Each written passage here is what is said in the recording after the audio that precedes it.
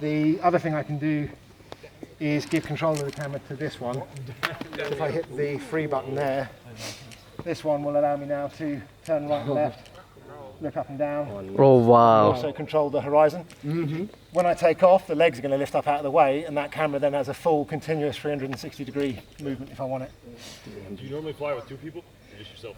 2 or 3. So we normally have me flying and someone on the camera, or someone flying and me on the camera, and then a third person maybe basically just shoulder pushing people out the way that we don't like.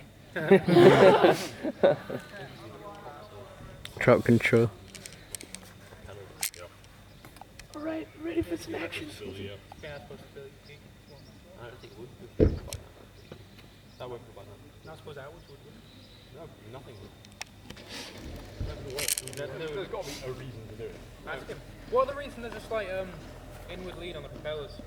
It's basically the same as an aeroplane, so it's a bit of dihedral, but if you think about the spinning propellers, there's a lot of torque and twist in that, so it kind of counteracts some of that torque. Yeah. If you fly radio-controlled helicopters that are spinning at 2,000 RPM, the controls are actually 90 degrees out. Yeah. So when you push forwards for the elevator, it actually controls out at 90 degrees, does nothing forwards and back. Yeah.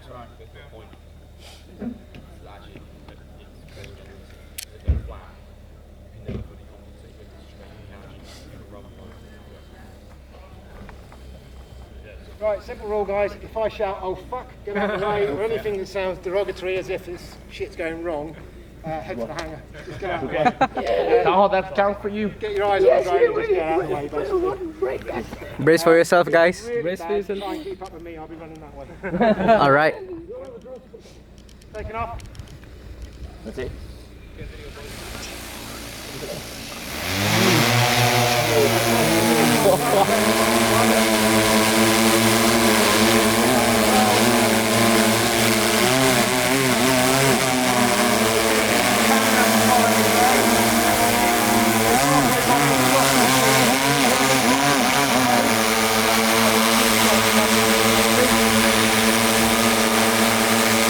Look at the things per second.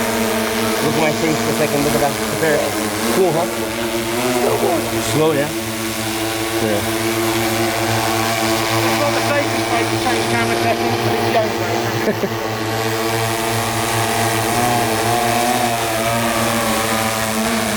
What's the big? What are you?